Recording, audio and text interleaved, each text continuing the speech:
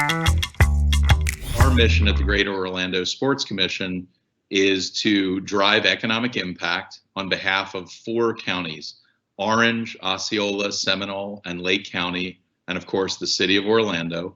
Of course, part of that work that we do includes marketing of our destination, promotion of our destination, and the last and probably the most interesting and tangible is that we are charged with being an aggregator of information, and we're supposed to and work very hard and pride ourselves on creating a collaborative environment for all of the stakeholders here in our community. So all of our venue operators, all of our teams, all of our leagues, all of our sports associations, we try to be the center of that hub and do the work on behalf of our entire sports ecosystem. Hosting is in our DNA here in Orlando. Of course, having welcomed 75 million visitors last year, we have a tourism community, a hospitality community that's very familiar with welcoming guests into our community. We have a wonderful international airport, 125,000 rooms. Like I said, 75 million visitors joined us most recently. 7 out of the top theme parks in the world are located here in Orlando. And of course, to be centrally located in between some of the greatest beaches in the world and our year-round terrific weather, make it an ideal location to welcome a number of sports properties here into Orlando. I think that having such a large regional footprint also helps us because we have over 30 venues that can host just about any sport other than snow sports. We can host any sport that might have an interest in joining us here. We have really wonderful venue management teams that are used to bringing big events into our market. We work in 4 major areas when we look for business to bring here.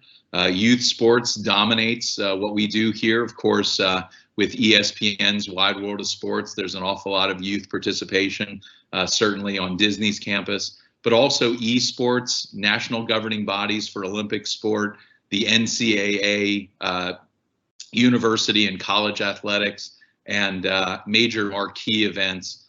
We have a rich history here in our community of hosting marquee events.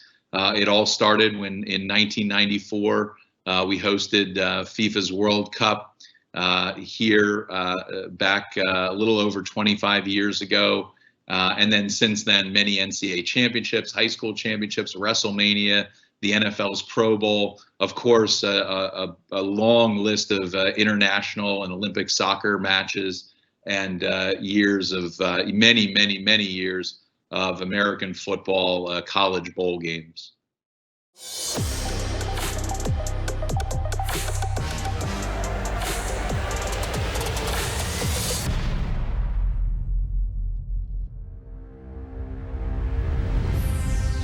So when does it start?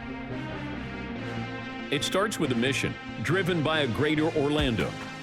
It starts with a region united by a love for the game. When does it stop?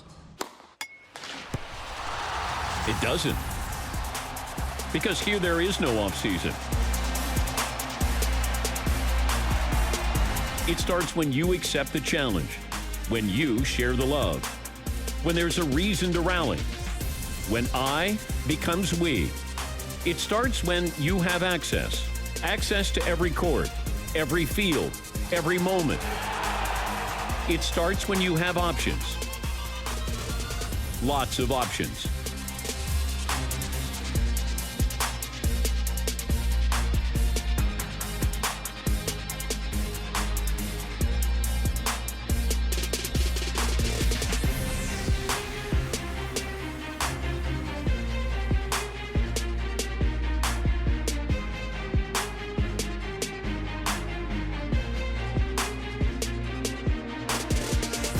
It starts when you come for the game, but stay for the magic.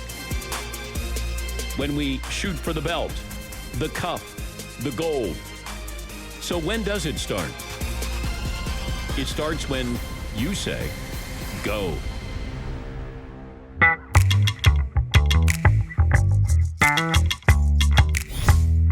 Our team started to work from home on March 16th of 2020. And that's a Friday prior on March 13th, we started to evaluate and start to reimagine what our business might look like. And it was changing day to day. It was a very fluid, complex time. And we had through June 30th, we had 28 events here in the community on the books. We managed to successfully complete 6 of those events, which included the relocation of WrestleMania and a number of events, including, of course, our very famous Arnold Palmer Invitational at Bay Hill. But 22 events were not completed. They were either canceled or rescheduled. That was a $44 million impact in the negative, and a number of those events were not able to be rescheduled because of the nature of the event. So for us, it was really about being able to then start to see if there was an opportunity to bring new events that had not been on the books for the third quarter and fourth quarter of 2020. And we've been somewhat successful finding outdoor events, whether they be running events or golf or fishing. We very successfully hosted an AAU volleyball tournament in our community back in over the course of during the summer. So we've had some success, but there's been a very significant negative impact financially.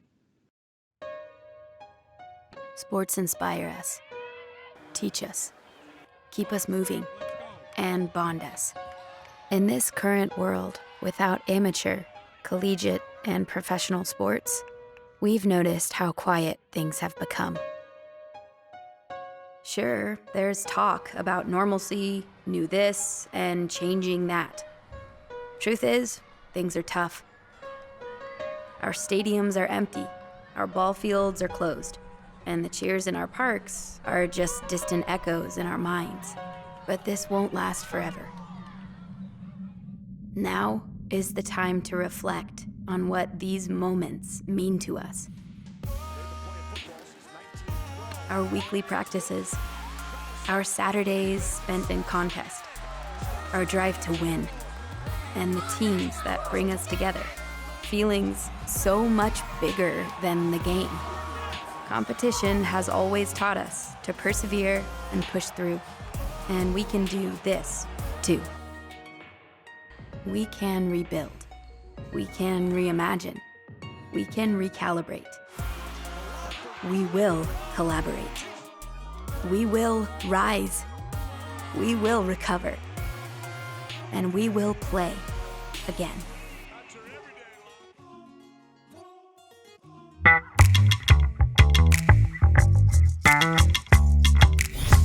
Back in March of 2020, when the height of the COVID scare became very evident in our country, we had to rethink and reimagine just about all of our business decisions.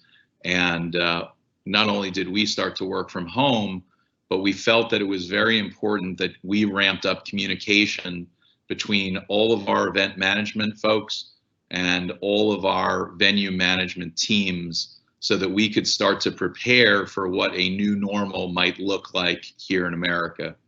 We assembled a number of those stakeholders and began to start having weekly meetings, and so that we could start to develop a new set of criteria, best practices, new protocols, new policies. And we're very fortunate in that so many of our stakeholders here locally had ties to Asia, they had ties to Europe. So a lot of what was already starting to happen with our friends across the world, we were able to aggregate a lot of that information. We have executives on our board of directors from the LPGA, so they were already starting to get back to play in Asia. and we have a lot of friends in international football. So a lot of those folks had already started to get back to the field, Bundesliga and so many others that had put policies in place. So we started to look for all of that information. And at the same time, a number of stakeholders here in the States, the NBA, MLS, they were putting plans in place. So for us, we were able to aggregate a lot of that information, start to put best practices in play, and work with our event organizers to either reschedule events or to host those events in a little bit of a different manner. And with that, we were able to either restart or reimagine. In some cases, it meant watch parties, it meant drive-ins and drive-throughs, and we had to change our model and look for new ways to do some of the business that we had done. Of course, not knowing how long the epidemic would last. And it was certainly a challenging period of time, but I'm proud that our community came together to handle it in the best way we could. Sure. So it's a phrase that I'm not sure who coined the phrase first, whether it was the NBA or it was MLS, Major League Soccer. But regardless, I think that what turned out to be a wonderful idea and the right idea and a smart idea was that there was a belief that if all of the critical workers, along with, of course, the athletes and a certain level of a number of people in management were brought onto the Disney campus, that we could test and be safe and take good care of all of those folks who were essentially inside the bubble for a period of time long enough, in both those cases, first to be able to host the MLS's back tournament and crown a champion. We're very proud that our Orlando City Lions made it to the finals of that, and of course, they lost that tournament to Portland, but also for a longer period of time for the NBA to come and successfully host the remainder of their regular season, the playoffs, and then of course the NBA finals. And just a few days ago, of course, LeBron and team for the Los Angeles Lakers being able to win, in his case, his fourth NBA championship. And history will look back, and it will be something that will be a legacy for certainly the NBA and certainly for Orlando, that all playoff games in 2020 were played here in Orlando at on Disney's campus at ESPN Wide World of Sport. Well, the most obvious and the biggest difference was no fans live at the games. And of course, especially as you're talking about the energy and the atmosphere of an NBA playoff game, an MLS championship match, that's a big difference. And I think that certainly having no ticket revenue, no food and beverage, no parking, you're going to have a completely new revenue model that's solely relying on social media, of course, television ratings. You have to drive that revenue through linear and non-linear platforms. You're going to need creative solutions, and of course these new digital opportunities that presented themselves. So I think some of the innovation, of course, having the technology where fans could log in and be able to watch their team. I did it myself. I thought it was incredibly enjoyable. It was kind of neat to virtually have a front row seat, but at the same time, I think that a lot of our properties, not just the ones in the bubble, whether it was AAU, which hosted a big volleyball tournament, traditionally that's 100,000 participants, and this year we had 10,000. We had the LPGA here. Our Orlando City team has gone back to playing in front of fans, and our UCF, the University of Central Florida football team, has gone back to playing in front of small crowds as well. So a lot of people in our community have had to pivot, and they've had to figure out how to do it a little bit differently. But like you say, there's certainly a new model, and we have to start to figure out how to be successful with that new model, because the profit and loss, the economics behind it are very, very different. It's a great question. I think that for every business, there are hard costs and there are soft costs. There are places in a budget where you can start to make changes, where you may be able to have savings in some areas, but in some other areas, your expenses are going to go through the roof. And certainly when it comes to safety, when it comes to making sure that we create a healthy environment for the athletes, a safe environment for the athletes, their families, fans that may come to these events. I think that only time will tell. The cycles have changed. We're so used to in America having the NBA play on Christmas. We're used to having the Major League Baseball All-Star Game be in the middle of the summer. We're used to the Super Bowl being played either the last week of January or the first week of February. So a number of these cycles have shifted, and that a great example, of course, international football is. There's so many changes that have happened, and we're working with our partners. We're bidding on Gold Cup events. We're bidding on World Cup qualifying matches before the World Cup goes to Qatar. So we're trying to ebb and flow and move with the times, and certainly keep up with our partners, because so many of those dates are changing. They're changing on a day-to-day basis, and it's going to be very interesting when we look back 5, 10, 20 years from now to see what changes became permanent, and ultimately what changes were unable to be made because hopefully in some cases we'll resort back to cycles that we used to have in the past.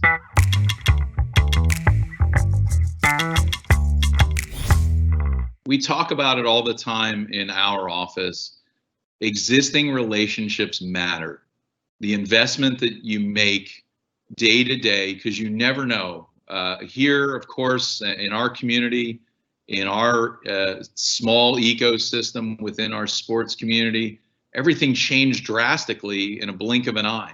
So it was really, really important for us to have strong existing relationships, because all of a sudden you're going into a situation where you're going to have to lean on individuals that you've had these past relationships with. We had to become very innovative, and we had to make sure that we took every advantage of our collaborative and inclusive environment that we had here in Orlando. I think that because we had fostered that kind of an environment, we had success. I think, having had a tourism and hospitality community that had worked so closely together, I'm so proud of our elected officials, so many of the venue management teams that came together, so many of our hospitality executives having to work hand in hand to pull these groups together. And I think that if your relationships are strong, you're going to succeed. If there were weak links, if there were torn threads, if there were individuals in the community that weren't pulling in the same direction, especially in difficult times, then you had the potential to become exposed. And no greater relationships, of course, than the president of our Orlando Magic, Alex Martins, working with Adam Silver, the commissioner of the NBA, and the work that they did. The relationship that Alex Leitao, who's the president of our Orlando City team, his relationship with Don Garber and the folks at MLS, all of that came into play. And I think it's the reason that we had success. And I think that ultimately, I'm not sure that I know whether we would do things differently, but I think time will tell as we look back and evaluate the decisions that we did make. Certainly the fact that we were able to have a successful MLS tournament, we were able to have the NBA championship awarded here in Orlando. Those certainly point to the notion that we did have success. We're very proud of that, but it's up to us not to sit back. It's up to us to plan for the future, take all the things that we've learned and prepare for what might be next. The epidemic has not subsided, and we certainly have to be ready for whatever lies in front of us.